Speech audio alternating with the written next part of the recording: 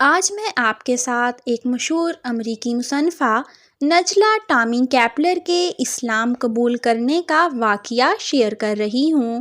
Kepler کہتی ہیں کہ امریکی معاشرے میں کام کی زندگی مکمل غلامی کا نظام ہے۔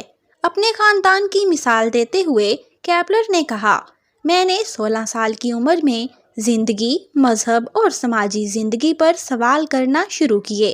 جب بائبل نے میرے سوالوں کا جواب نہیں دیا تو میں چرچ گئی۔ تب میں طالب علم تھی۔ ہمیں ہمیشہ کچھ نہ کچھ سکھایا جاتا تھا، دنیا کو بدلو۔ اس لیے میں نے خود کو بدلنے کا فیصلہ کیا اور میں نے ایسا کرنے کے طریقے تلاش کرنا شروع کر دیے۔ ہو سکتا ہے کہ چرچ میرے سوالات کا جواب دے سکے۔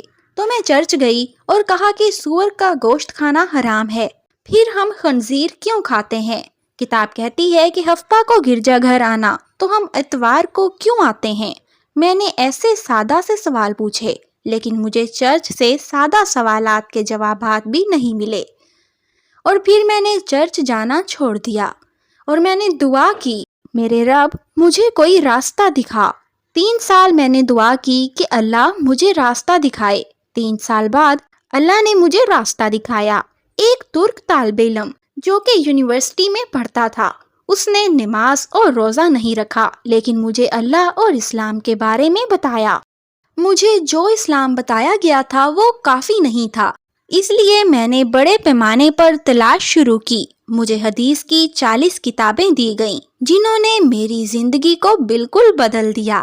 میں نے بہت سے تصورات سیکھے ہیں، اللہ، صلاۃ، نماز، روزہ، اور میں نے حضرت محمد صلی اللہ علیہ وسلم کو پہچانا ہے۔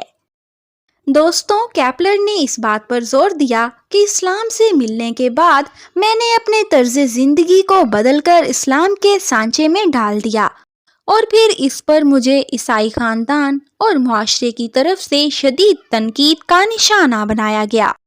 مسلمان ہونے کے بعد کیپلر نے کہا کہ میں نے اپنا نام بدل کر نجلا کر لیا، اور پھر میں نے اللہ کے ہاں حج کی ادائیگی بھی کی۔ تو اس طرح سے دنیا کو بدلنے کے لیے پہلے اپنی ذات کو بدلنا بہت ضروری ہے۔